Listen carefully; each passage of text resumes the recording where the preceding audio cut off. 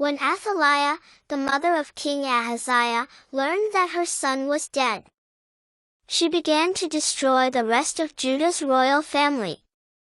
But Ahaziah's sister Jehosheba, the daughter of King Jehoram, took Ahaziah's infant son, Joash, away from among the rest of the king's children, who were about to be killed. She hid Joash and his nurse in a bedroom. Jehosheba was also the wife of Jehoiada the priest. So Joash was hidden in the temple of God for 6 years, while Queen Athaliah ruled over the land. In the 7th year of Athaliah's reign, Jehoiada the priest decided to act. He summoned his courage and made a pact with 5 army commanders. These men traveled secretly throughout Judah and summoned the Levites and clan leaders in all the towns to come to Jerusalem. They all gathered at the temple of God. Jehoiada said to them, "Here is the king's son. The time has come for him to reign." And they made a solemn pact with Joash, the young king. Jehoiada told the priests and the Levites, "This is what you must do. 1/3 of you who are on duty on the Sabbath are to guard the palace, while the other 2/3 who are off duty must stand guard for the king at the Lord's temple. Form a bodyguard around the king and keep your weapons in hand. Kill anyone who tries to enter the temple. Stay with the king wherever he goes." Then Jehoiada supplied the priests, Levites, and commanders with the spears and shields that were stored in the temple. He stationed the Levites around the king, with their weapons ready. They formed a line, from the south side of the temple around to the north side, and all around the altar.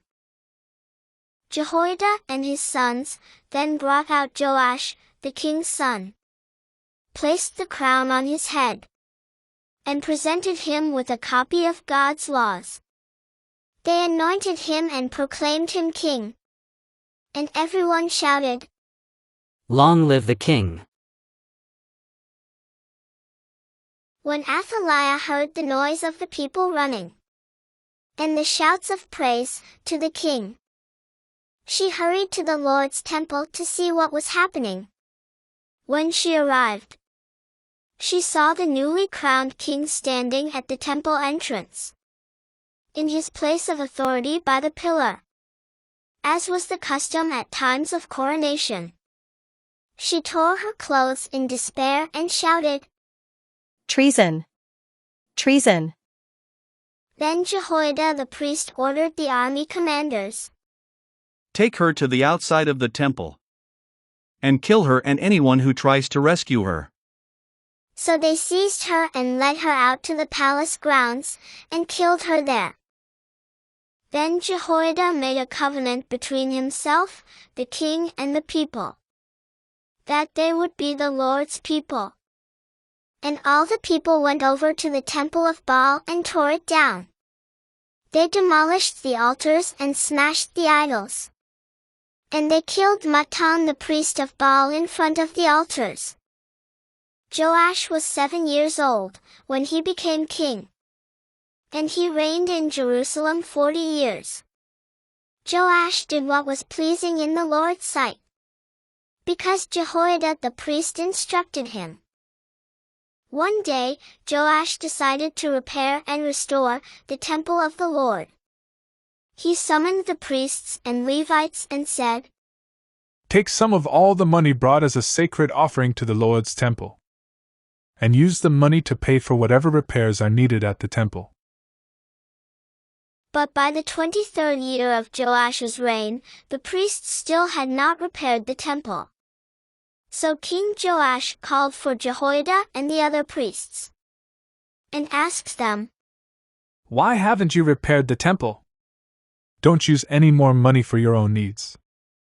From now on, it must all be spent on temple repairs." So the priests agreed not to accept any more money from the people.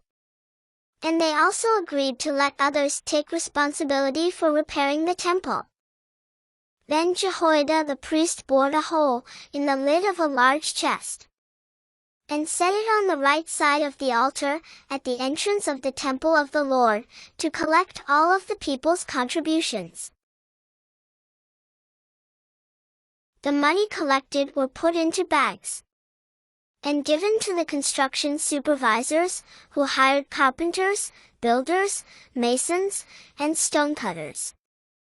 They also used the money to buy timber and finished stone, and to pay for any other expenses related to the temple's restoration. Can you see the large box placed by the temple gate?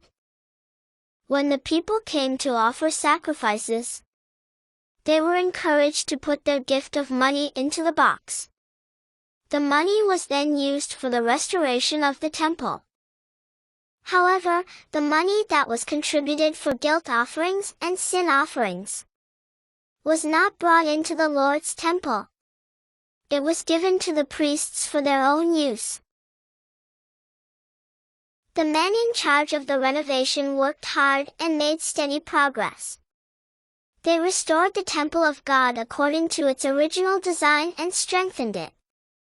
Burnt offerings were sacrificed continually in the temple of the Lord during the lifetime of Jehoiada the priest. The remaining money was brought to the king and Jehoiada, who used it to make various gold and silver items for worship services and burnt offerings. About this time, King Hazael of Aram came to attack Jerusalem. King Joash collected all the sacred objects that the previous kings of Judah had dedicated, along with what he himself had dedicated. He sent them all to Hazael, along with all the gold and the treasuries of the Lord's temple and the royal palace. So Hazael called off his attack on Jerusalem. After Jehoiada's death, the leaders of Judah came and bowed before King Joash, and persuaded him to listen to their advice. They decided to abandon the temple of the Lord, the God of their ancestors, and they worshipped Asherah poles and idols instead.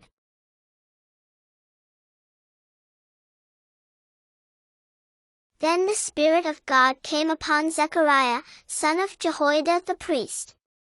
He stood before the people and said, "This is what God says. Why do you disobey the Lord's commands and keep yourselves from prospering? You have abandoned the Lord, and now he has abandoned you." King Joash ordered that Zechariah be stoned to death in the courtyard of the Lord's temple. That was how King Joash repaid Jehoiada for his loyalty, by killing his son. Zechariah's last words as he died were, "May the Lord see what they are doing and avenge my death." At the turn of the year, the Aramean army again marched against Joash. Although the Arameans attacked with only a small army, the Lord helped them conquer the much larger army of Judah. The people of Judah had abandoned the Lord, so judgment was carried out against Joash. The Arameans withdrew, leaving Joash severely wounded. But his own officials plotted to kill him for murdering the son of Jehoiada the priest. They assassinated him as he lay in bed. Then he was buried in the city of David, but not in the royal cemetery,